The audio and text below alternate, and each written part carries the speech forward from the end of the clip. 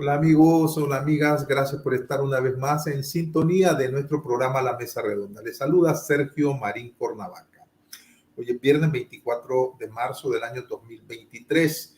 Muchas gracias les damos a los seguidores, a los televidentes que nos están reportando audiencia desde San José, Costa Rica y otras provincias de Costa Rica, ya que están en sintonía de este programa de lunes a viernes en horario de 3 a 4 de la tarde en la señal abierta de Tica Visión, el canal joven de Costa Rica. Muchas gracias a su director, don Iván Flores Chavarría, por dejarnos entrar a los hogares costarricenses a través de la señal de su canal de televisión.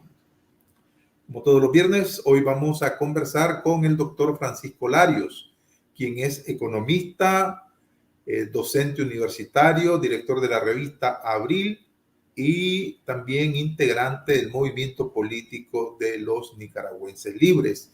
Ya está conectado Francisco hoy por acá. Bienvenido Francisco, un gusto tenerte. ¿Cómo estás?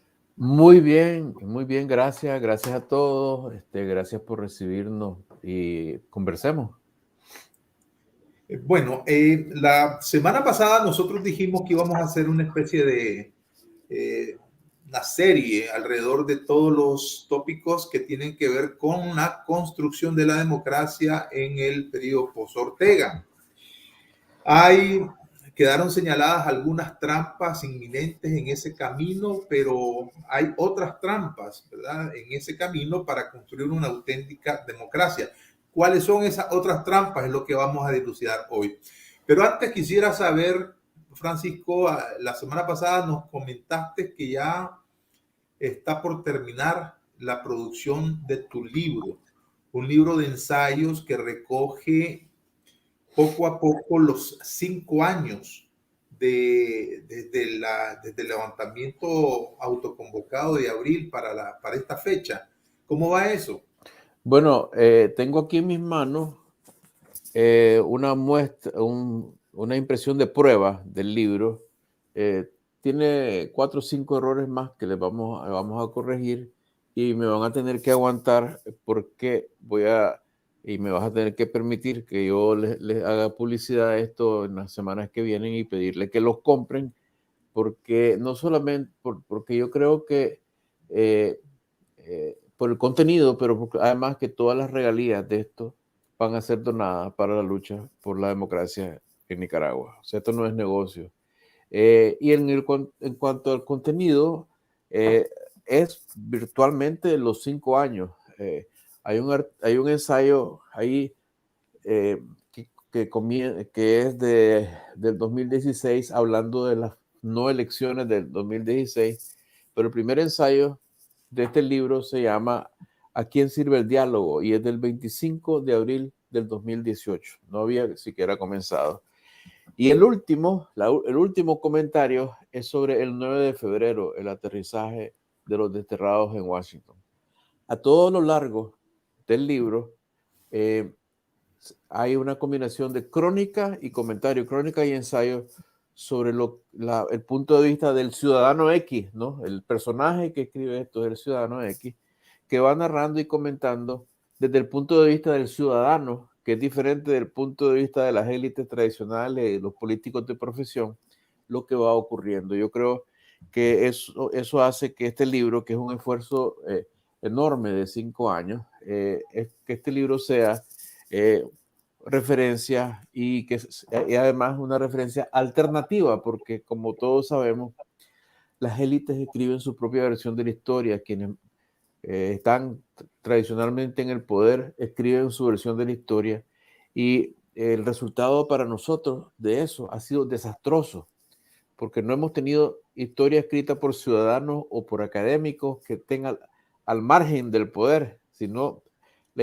han escrito únicamente gente ligada con el poder, y de tal manera han hecho que los nicaragüenses no conozcamos nuestra historia, y si la conocemos, conocemos mitos más que todo. Y yo he querido, porque mi misión fundamental es ser ciudadano, ¿no? Yo no busco caudillismo ni me siento ungido de nada, sino que soy economista y escritor. He buscado que esto sea parte de mi contribución al granito de arena.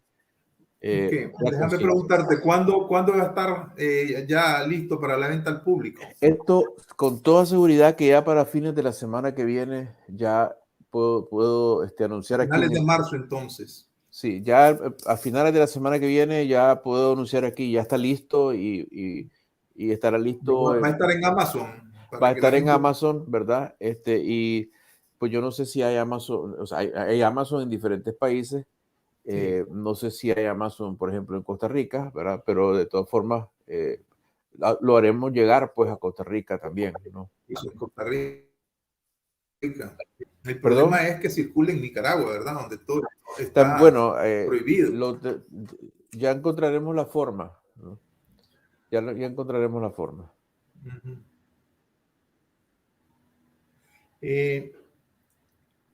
Fíjate que hay una coincidencia. Aquí estoy leyendo a David Miranda. Te hace una pregunta directa, David. Un saludo, David. Un saludo a Joel Estrada, a Guaco Autoconvocado. Doctor Larios, dice David Miranda, una pregunta. ¿A dónde se dirige Nicaragua con estos disque opositores de la política y también cómo irá el futuro de este régimen criminal? A propósito del tema, ¿verdad? Que otras trampas hay en el camino para construir una auténtica democracia. Hay dos cosas aquí. Está el discurso, que se puede hacer un análisis del discurso, y está la ideología. Bueno, desde el discurso, ¿qué podemos detectar sobre esta y cómo lo combinamos con esta pregunta que hace David Miranda? ¿A dónde se dirige Nicaragua con los opositores? Bueno, a ver, aquí vamos a entrar, como de costumbre, al terreno de la discusión de la verdad, de qué es verdad y qué no es verdad. Y en ese terreno, yo asomo el cuello, arriesgando a que caiga la guillotina, como lo hace cualquier persona que busque verdaderamente la verdad, porque así como puedo estar en lo correcto, puedo estar equivocado, y lo que yo expongo aquí son puntos de vista en los que yo creo. O sea, yo creo tener la razón, pero admito que uno no conoce exactamente pues cuál es la verdad. Pero ese es el espíritu en el cual yo me dirijo a la audiencia y al pueblo nicaragüense, porque aunque estoy involucrado con los nicaragüenses libres en la lucha política, eso se malinterpreta muchas veces como que uno tiene que volverse un experto en la manipulación y en la mentira, un mentiroso y un tramposo. Y yo pienso que es al revés. Yo pienso que como estamos tratando de resolver un problema colectivo, no tenemos más alternativas que buscar la verdad colectivamente, y para eso hay que ser íntegro y honesto y decir lo que uno piensa. Digo todo esto pues porque hay que hacer la crítica colectiva y la crítica de nosotros mismos cuando uno trata de responder a una pregunta que de por sí sugiere angustia, como la del señor Miranda, ¿no? ¿A dónde se dirige Nicaragua con estos políticos? No sé exactamente a quiénes se refiere, pero yo creo que el señor Miranda entiende que, o percibe que los llamados grupos opositores están, pues, no solamente dispersos, sino que sin un norte claro, que hay divisiones que seguramente al señor Miranda le parecen innecesarias en vista de la tragedia. Percibe el señor Miranda, entiendo yo, lo que dicen todos los estudios y todas las encuestas, ¿no? Que la identificación de la población nicaragüense con los grupos opositores conocidos, incluso con las figuras más conocidas, es mínima. O sea, le dan números muy bajos colectivamente a toda la gente de la llamada oposición. Cuando uno ve eso, aunque uno sea parte de él, la oposición, uno tiene que actuar con inteligencia y con humildad y reconocer pues el fracaso de lo que se ha hecho hasta el momento, y criticarlo y criticar todo lo que se haga que uno cree que lleva al fracaso todavía. Y ahí entramos en áreas de problemas, de todas estas trampas que tenemos que quitar del camino, que son muchas, ¿no? Pero tenemos que hacerlo con un espíritu positivo. Miren, yo acabo de publicar en la revista Abril un artículo que comienza con estas dos frases, que ser libre requiere de voluntad y conciencia, ¿verdad? Para superar los innumerables obstáculos, retos que tenemos y que vamos a tener, porque de eso se trata todo en la vida, ¿no? Va a haber, no es que por más que uno quisiera que no existieran, los retos van a estar ahí, están ahí y van a haber más, muchos más, hasta que podamos construir verdaderamente una sociedad democrática y próspera. Y tenemos que darnos cuenta de que no solamente son retos externos a la población que quiere democracia, no son retos que vienen de grupos dentro de la sociedad que se han casi separado de la sociedad, como el orteguismo, ¿no? Que son grupos aparte. No, no solamente de ahí vienen los retos. Tampoco los retos vienen solamente de otro país que interfiere. Puede ser en este caso Venezuela, Estados Unidos, lo que sea. No, muchos de los retos vienen de nosotros mismos, eh, de lo que somos, por lo que hemos aprendido, por lo que hemos vivido, por lo que han vivido nuestros padres, por ese camino de la historia, ¿no? Que nos hace lo que somos. Y esos retos se manifiestan en la práctica política de los ciudadanos que se involucran en las actividades. Hoy podemos criticar, ¿verdad? Es que Félix Maradiaga dijo, hizo esto, no lo debió haber hecho. Es que Juan Sebastián esto y lo otro. Está bien, pero si no fueran esos dos nombres, probablemente serían otros dos nombres haciendo las cosas que hacen, porque hay tradiciones muy desafortunadas que nos hacen mucho daño y que son parte de las trampas internas a las que yo me refiero, que tenemos que primero abrir los ojos y reconocer, y luego apartar del camino. Una de esas que es tremendamente enraizada y difícil es el hábito que tienen desde hace más de 100 años las clases políticas, los grupos políticos de Nicaragua, en tratar de que los ponga en el poder nacional un poder extranjero, en gestionar ante fuerzas extranjeras que empujen, que cambien la ecuación a favor de ellos dentro de Nicaragua. Ya tuvimos una primera experiencia tenebrosa en la guerra nacional, y se pensó pues, que eso había sido superado, pero luego, 40, 50 años después, empezó una serie de eventos de intervención extranjera que no nos han hecho nada bien, y que nosotros lo hemos asimilado como una maña, ¿no? Política. No nos olvidemos que nosotros somos del país, y esto debe ser algo extraordinario en el mundo moderno, en el cual la presidencia de Nicaragua, en aquellos tiempos de Adolfo Díaz, Emiliano Chamorro y esa generación de políticos, la presidencia de Nicaragua funcionó dentro de la embajada de Estados Unidos. Sin ningún escrúpulo. ¿Por qué? Porque la oposición al régimen en aquella época tenía ocupado prácticamente todo el país, y el Departamento de Estado decidió que no ganaran, que no iban a ganar, y los políticos que son equivalentes a la clase política que vemos hoy en día, lo son, estuvieron muy de acuerdo y se fueron a trabajar dentro de la embajada de Estados Unidos. Eso es una gran vergüenza. Por supuesto. ¿Verdad? Pero, a ver, hagamos los paralelos entre aquello y la forma en que se opera hoy en día, porque hoy en día no existe ningún escrúpulo en estar a cada rato viajando al Departamento de Estado a ver qué es lo que dice el Departamento de Estado que hay que hacer, ¿no? Y le llaman muy bonitamente ahora la comunidad internacional, pero en realidad, en el fondo, es el Departamento de Estado y unos cuantos más políticos más en el extranjero.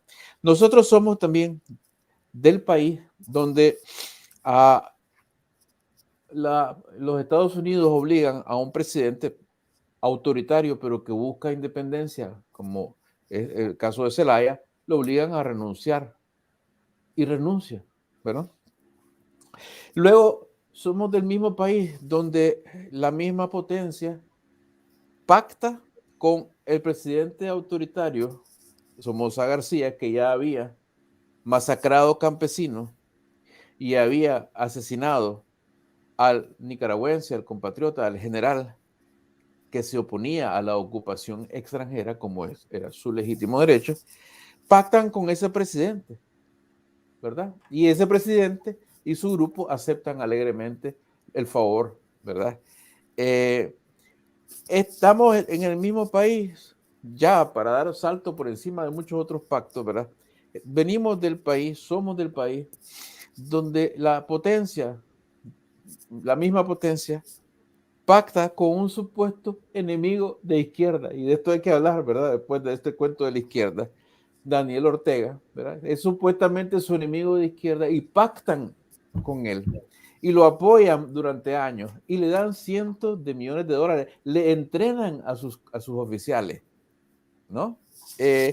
Y no solamente eso, sino que en el 2018 esta potencia impide, junto con la oligarquía local, que el pueblo, que los ciudadanos derroquen a este presidente. De ese país somos, y somos del mismo país, somos del país donde después incluso de la masacre del 2018 y durante 5 años, los mismos políticos se han pasado siguiendo lo que según ellos es lo que dicta la comunidad internacional que hay que hacer.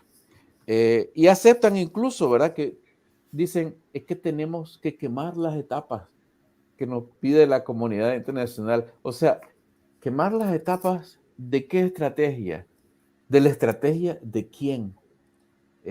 Porque que yo sepa, estos políticos han cometido el desafortunado error, ¿verdad? Que incluso los ha llevado a terminar en la cárcel, ¿no? A terminar desterrados, muchos de ellos, porque había que quemar las etapas y no reniegan de eso. Pero aquí lo fundamental es que uno se pregunta, quemar las etapas. ¿Las etapas de qué? ¿De qué plan es ese? ¿Dónde están esas etapas? ¿A dónde llevan esas etapas? Y lo que hay, creo yo, es que esas etapas son el diseño del plan del Departamento de Estado, lo digo, o sea, ¿cómo no decirlo con honestidad? De cómo ellos ven, burócratas del Departamento de Estado, cómo ellos ven el camino de salida, entre comillas, de una crisis en abstracto en Nicaragua.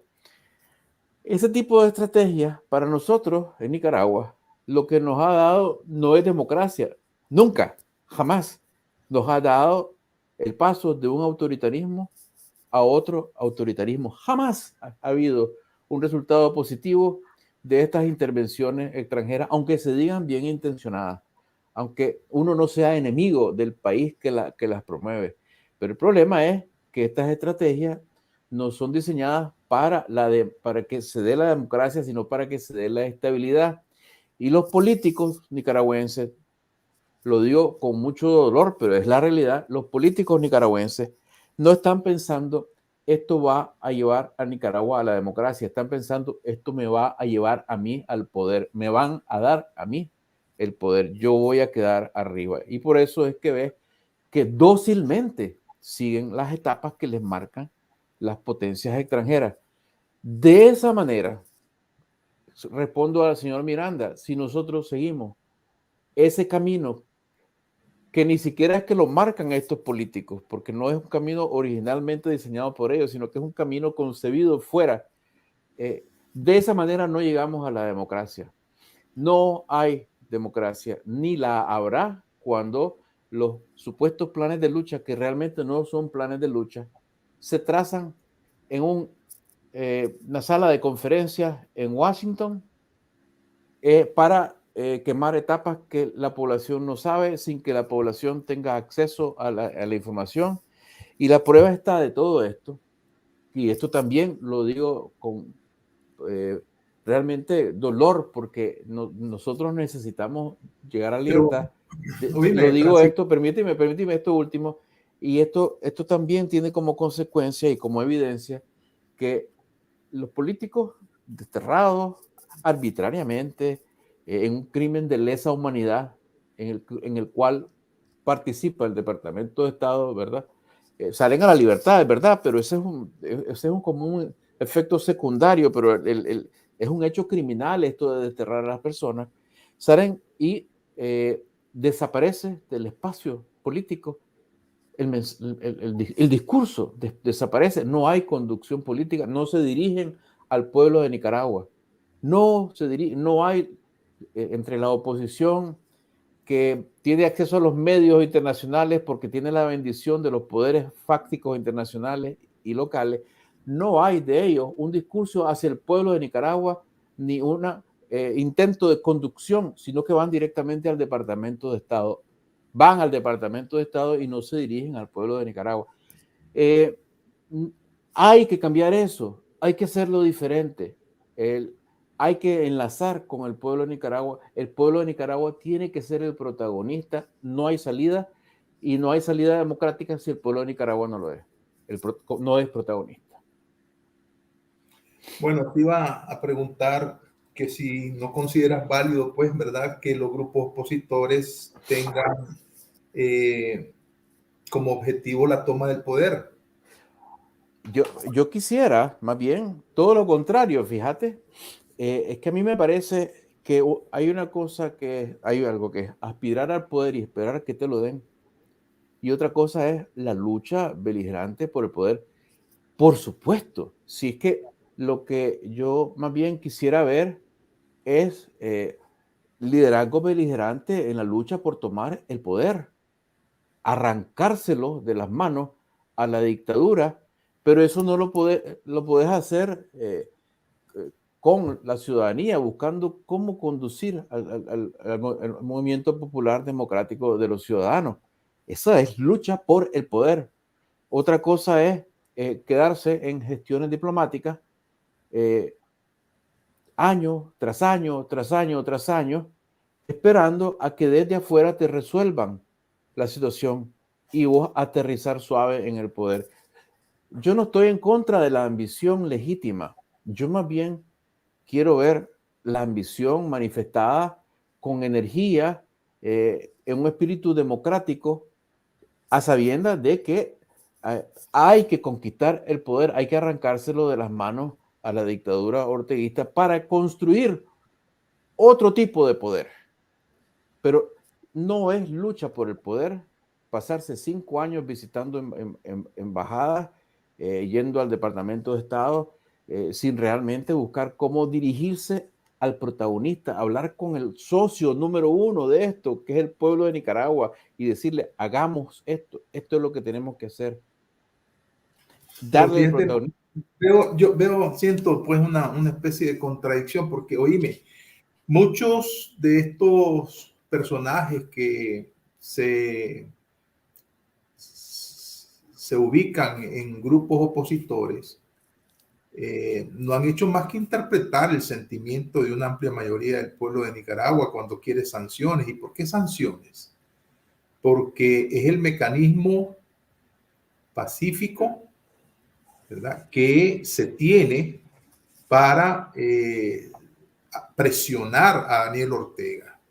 Y de una forma u otra ha funcionado. Yo recuerdo, ¿verdad?, que había un amplio sector de opositores que gestionaban no solamente frente al Departamento de Estado, como vos que le pones tanto énfasis, sino frente a la comunidad internacional que está conformada por las instituciones de discusión amplia como la Asamblea de la OEA, el Consejo Político de la OEA, la comunidad conformada por los diversos espacios de la Comunidad Europea, Canadá, etcétera.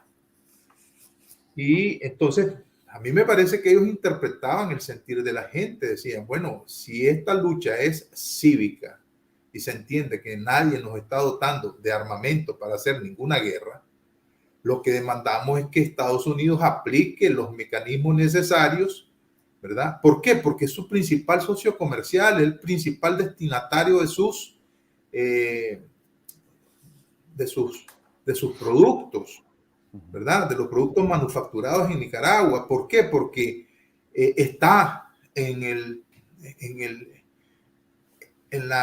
digamos, en la geopolítica, ¿verdad? Porque está muy cercano a ellos, ¿verdad? Entonces, yo siento que ahí hay una interpretación de lo que el pueblo ha demandado, pues sanciones, y lo sigue demandando. Entonces creo que, así como hay otros nicaragüenses que gastaron millonadas de plata, de dólares, para impedir que se aplicaran sanciones, ¿verdad? Que estaban en el contubernio con el régimen. Entonces, no me gustaría, pues, ser tan absoluto en ese sentido. Es decir, uno como opositor tiene que buscar todas las alternativas posibles. Y sí, están en la comunidad internacional. Y parte de la comunidad internacional es el Departamento de Estado. Yo no le veo problema a eso, pues. No sé por qué le pones tanto el énfasis. Tal vez por el registro histórico que estás haciendo, pues, pero no veo esto así. Ahora te lo traduzco déjame contestar eso porque es muy importante. Adelante. Mira, la historia nuestra está clara, clarísima, y aunque hay otros poderes internacionales, realmente el poder determinante en la actuación de nuestros políticos en Nicaragua era y es el Departamento de Estado. Estos son hechos. La gente puede decidir creerme o no creerme. Yo los afirmo aquí con convicción de que el principal poder fáctico que mueve las aguas de la clase política de Nicaragua es el Departamento de Estado de Estados Unidos. Créanme o no, eso es lo que yo vengo a presentar aquí.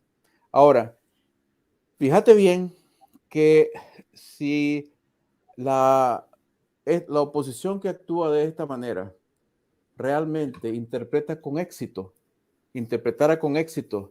el pensamiento y el sentir de los nicaragüenses, sería una oposición popular, pero no lo es, por algo no lo es, porque realmente no encarna verdaderamente de manera completa el sentimiento de los nicaragüenses.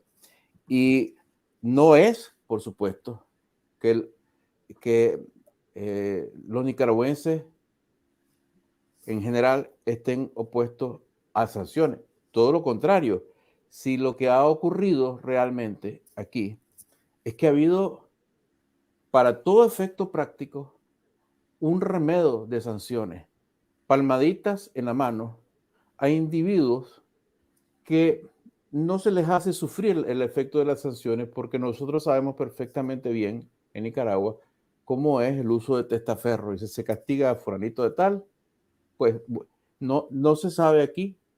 Que me digan los nicaragüenses cuántos de estos funcionarios han sido empobrecidos por las sanciones. Sin embargo, nosotros vemos a los políticos nicaragüenses que van ante el Congreso o al Departamento de Estado y no piden verdaderamente las sanciones que podrían ser devastadoras para el régimen, que podrían empujarlo. Aquí nosotros hemos dicho que hay que exigir, ¿no? Porque esto es de exigencia también, de que si el gobierno de Estados Unidos realmente, como dicen, quiere que se vaya Ortega, pues que dejen de darle millones de dólares o que permitan que se les dé millones de dólares a través del Banco Interamericano de Desarrollo, donde ellos tienen influencia. Que no me digan a mí que el gobierno de Estados Unidos no puede impedir, aunque no sea el jefe oficial, que las otras instituciones regionales le den cientos de millones de dólares a Ortega. Yo no veo a los políticos nicaragüenses decir suspendan el CAFTA, porque el CAFTA beneficia fundamentalmente a una pequeña oligarquía y prolonga el sufrimiento y la agonía de la gente de Nicaragua. No lo hacen así, ¿sabes por qué no lo hacen así? Porque no es la política del Departamento de Estado. La política del Departamento de Estado busca no la democracia en Nicaragua. Si se da la democracia, muy bien, ¿verdad? Porque tampoco es que sean monstruos que están tratando de dañarnos, pero buscan fundamentalmente la estabilidad de la región y temen que apretar verdaderamente a Ortega, especialmente en estos momentos, vaya contra la estabilidad. Pero el papel de los políticos nicaragüenses debería ser desafiar ese punto de vista en público. Cuando tienen la oportunidad de sentarse ante un comité del Congreso de los Estados Unidos, tienen una oportunidad de oro para poner sobre la mesa y gritar al mundo la necesidad de aplicar sanciones muchísimo más fuertes, de aplicar políticas que realmente puedan empujar al régimen fuera. ¿Por qué no lo hacen? Bueno, podrías invitarlos y preguntarles, pero yo digo que esto es muy consistente con la actuación en general de ellos, que sigue la línea del Departamento de Estado, que es primero estabilidad y luego, si se da, la democracia. Y ellos piensan tal vez de buena voluntad, yo no digo que sea de mala voluntad, a lo mejor es buena voluntad de estos políticos decir, bueno, pues este es un aliado poderoso, vamos a ver si le sale bien la jugada y después quedamos nosotros. Y en general, todo nicaragüense, creo yo, aunque no lo diga, sabe que hay un montón de políticos nicaragüenses que están simplemente a la espera, como siempre han estado, de que les caiga el poder en las manos. Yo quisiera que lucharan verdaderamente por el poder. Y yo no estoy diciendo aquí que estoy en contra de que tengan la ambición, pero es que aquí hay que derrocar una dictadura para que puedan luego construirse una república democrática a través de una constituyente y ahí que todo el mundo compita en condiciones de libertad por el puesto que quiera. Pero no podemos seguir en esta práctica de dependencia del Departamento de Estado. Y sí, insisto, el Departamento de Estado, porque aunque esté Europa, esté Rusia, esté China, no nos engañemos, si estamos, como bien dijiste, en la órbita de la economía más grande del mundo, del Estado más poderoso militarmente del mundo, del Estado diplomáticamente más poderoso del mundo. Estamos en esa órbita. El régimen de Nicaragua preside sobre una economía que se desbarata, que se cae de pobre, que se cae de dependiente, y que no me digan a mí que lo más que pueden hacer es sancionar a un general panzón que no pueda ir a Estados Unidos. Eso es falso. Y no estamos pidiendo que haya intervención militar ni agresión de ningún tipo. Lo que estamos pidiendo aquí es que no lo alimenten más y que los políticos nicaragüenses son los primeros que deberían hacer en público cuando tienen esa oportunidad, esa demanda. No alimenten más a la dictadura, porque a la dictadura le han dado cientos de millones de dólares. ¿Cuántas miles de millones de dólares han acumulado en reservas internacionales? Parte de eso es flujos oficiales que vienen, ¿no? Y además de eso está el por qué van a tener tratamiento preferencial las exportaciones de los pelas a Estados Unidos. Explíquenme ustedes, compatriotas, eso. ¿Por qué? ¿Desde qué punto de vista, en momentos en que los pelas cómplices de esta masacre van a ser recompensados con tratamiento preferencial para entrar al mercado más grande del mundo? ¿Y por qué es que los políticos nicaragüenses no piden que se use eso de palanca en contra del régimen?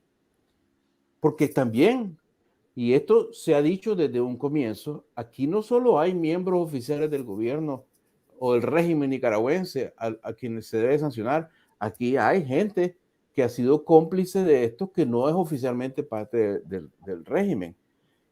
En otras palabras, Sergio, esto lo entiende cualquier nicaragüense. Aquí se manejan conveniencias, se maneja la prioridad número uno del gobierno de Estados Unidos, y lo que nosotros tenemos que hacer es poner de prioridad número uno la lucha por la democracia en Nicaragua y no declararnos enemigos de Estados Unidos, porque no lo somos, pero sencillamente que hay diferencias de intereses entre los burócratas que administran el Departamento de Estado y las necesidades urgentísimas del pueblo de Nicaragua, que todos los días está sufriendo represión.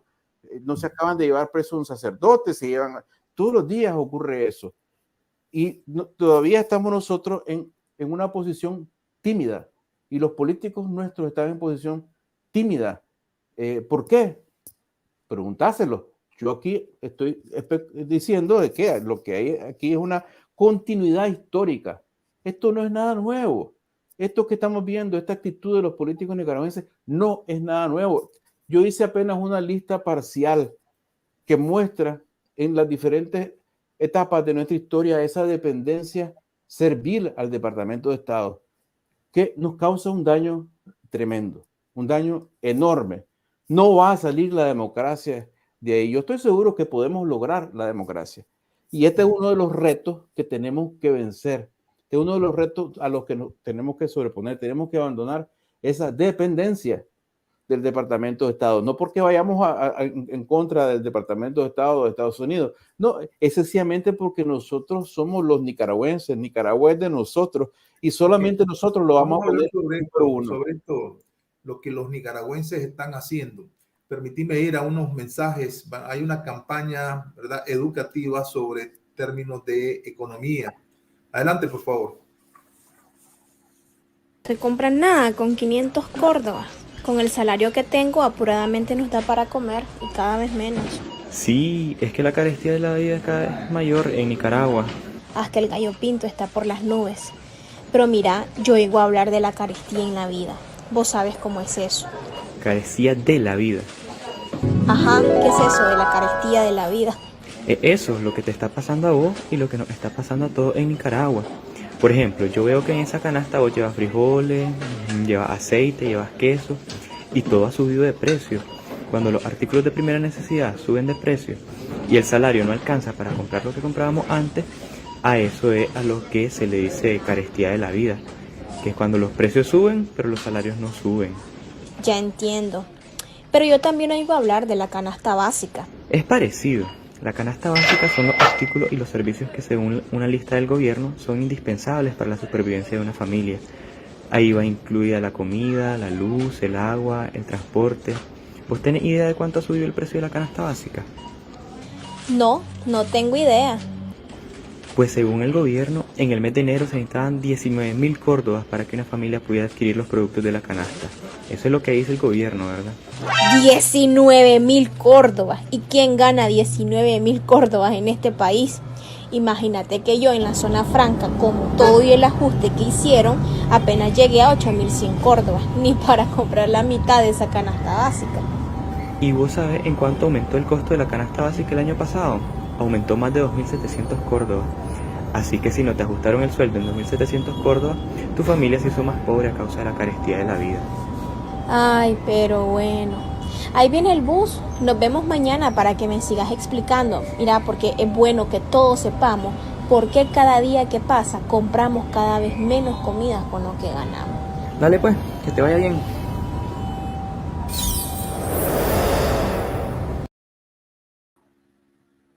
Seguimos conversando este mediodía de viernes con el doctor Francisco Lario. Francisco, una pregunta que tengo.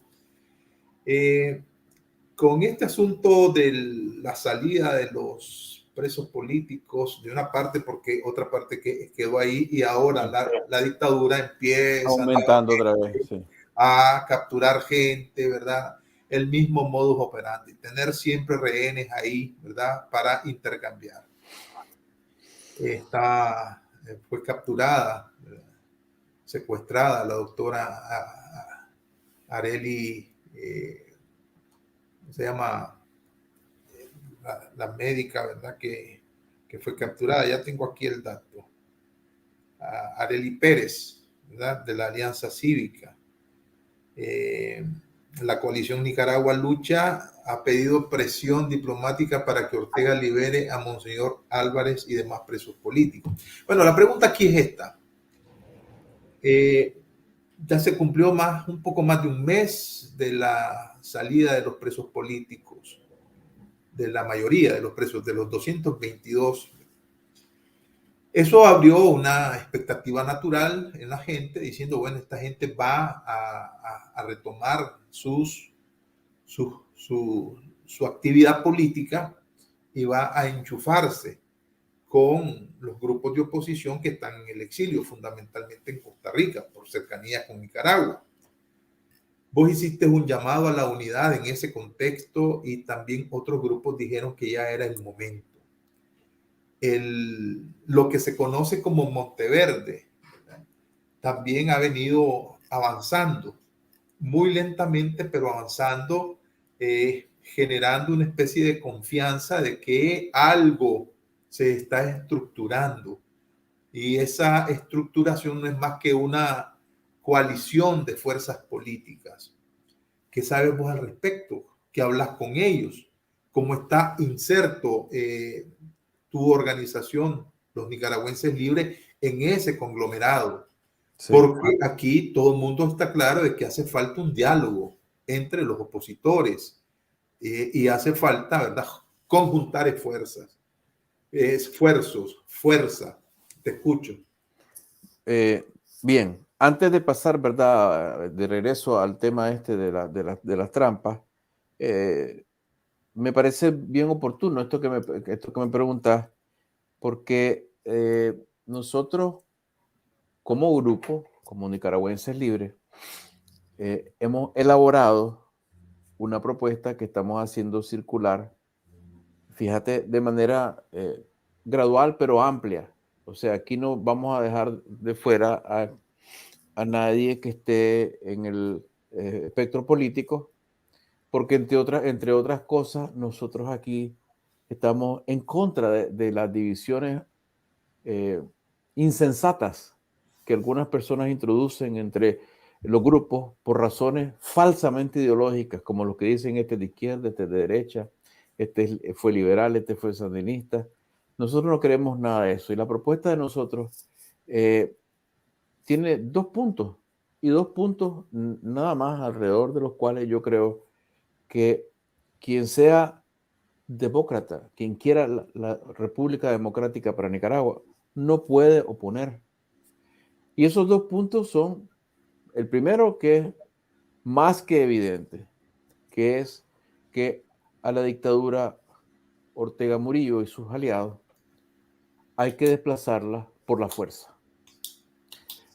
Aclaro, porque hay que aclarar, porque hay gente muy malintencionada o confusa que se altera cuando uno dice que a la dictadura de Ortega Murillo hay que sacarla por la fuerza, que nosotros no estamos en nuestra visión estratégica contemplando la creación ni de una guerrilla ni de un ejército, porque nosotros creemos que ese no es el camino inteligente, que eso es el camino más fácil para la dictadura, y que realmente la dictadura está tan carcomida que puede sucumbir con la acción no violenta de la población. No quiere decir que no haya violencia y no quiere decir que uno individualmente pueda predecir que no habrá nunca violencia de parte del pueblo o de gente del pueblo, porque estamos en un estado de cosas en el cual la gente sufre agresión todos los días y uno nunca sabe cuándo alguien va a responder a agresión con agresión. Precisamente queremos que que se acelere el proceso de lucha para evitar llegar a una explosión de violencia armada. Entonces, lo de nosotros es organización política, pero hay que organizar el movimiento popular democrático para sacar por la fuerza al régimen, porque de otra manera no se va. Ese es el punto número uno. El punto número dos, y es una de las trampas que hay adelante de nosotros, es que debe quedar claro aquí que la dictadura no solo es Daniel Ortega y Rosario Murillo y Avilés. Aquí hay una serie de alianzas e intereses que constituyen un grupo de poder autoritario, y que el país no está regido por aún que la respetaran, que no lo hacen, por una constitución democrática, que nuestro país no ha sido nunca una democracia, y si alguna gente cree eso dentro de Nicaragua es porque nunca han vivido en una democracia y no saben lo que es. Y la prueba de que no hemos tenido democracia es que fácilmente caemos en el extremo brutal de la dictadura de Ortega, como antes en la dictadura de Somoza, como tuvimos la de Chamorro, como tuvimos la de Somoza García, etc. Entonces, no solamente es Ortega y Murillo, sino todo un sistema de poder, y que la forma única de cambiar la realidad hacia el futuro es, y este es nuestro segundo punto, que hay que construir un poder alternativo, un sistema de poder diferente, desde abajo hacia arriba. Y para que eso se haga, los ciudadanos de Nicaragua tienen, región por región, departamento por departamento, comarca por comarca, estar en condiciones, fíjate, estar en condiciones, por eso es que esto tiene que ser después del derrocamiento de la dictadura, tienen que estar en condiciones de elegir representantes a una asamblea que nos represente a todos, una asamblea constituyente, cuyo trabajo sea pensar de qué forma vamos a distribuir el poder en Nicaragua, dispersarlo, quitarle poder al Estado. ¿Cómo vamos a hacer eso para que no tengamos más adelante una dictadura? Para que el momento de libertad de derrocar a la dictadura no sea como el 17 de julio en Nicaragua, ¿no? Para que sea la entrada a una democracia, ¿verdad? Para que no sea como en febrero de 1990, que sea de verdad una entrada a la democracia. Y para eso los ciudadanos tienen que crear instituciones de poder entre la ciudadanía. Y una vez que hayamos diseñado entre todos, ¿verdad? ¿Cuál va a ser el mecanismo del poder? ¿Cuáles van a ser los límites del poder? ¿Qué va a pasar con el ejército, la policía, todo eso? Que nosotros favorecemos que no haya un ejército nacional ni una policía nacional, que después de eso se presente ese proyecto a la ciudadanía en general, que haya un referéndum y la ciudadanía en su conjunto acepta o no ese contrato, pero ya tenemos un contrato social político nuevo, y luego se pasa a la elección de autoridades con autoridad limitada, valga la redundancia, bajo esa constitución. Esos son los dos puntos, es decir, uno es derrocar la dictadura y el otro es fundar una república democrática.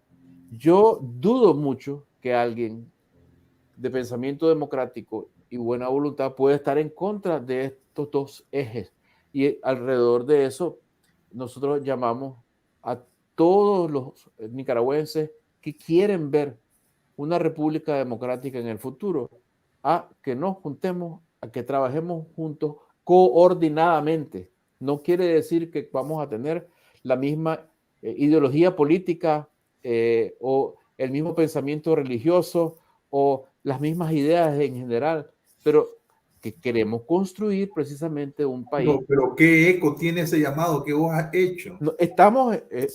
Estamos trabajando, tenemos reuniones, ya hemos tenido reuniones con algunos grupos, la gente está en plan de vamos a leerlo, vamos a discutirlo, vamos a seguir hablando.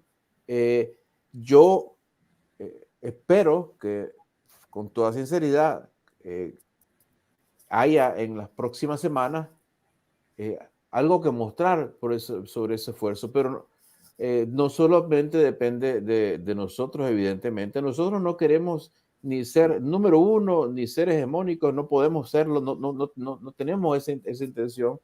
Esto es una lucha entre iguales por una república de iguales, y va a depender de la respuesta de las demás personas y grupos. ¿Y de qué van a depender esas respuestas de otras personas y otros grupos? Pues no solo van a depender de sus miedos, ¿verdad? Porque nos tenemos miedo en los nicaragüenses, de sus recelos. Van a depender también de si caen o no en las trampas ideológicas de las que me gustaría hablar. Van a depender también de lo que consideran sus intereses de grupos, de clanes. Va a depender también de cuánto asimilen la influencia del Departamento de Estado y otros poderes fácticos internacionales. Nosotros no podemos imponerle la decisión a nadie, pero está sobre la mesa esa propuesta simple y sencilla. Y los nicaragüenses, ¿verdad?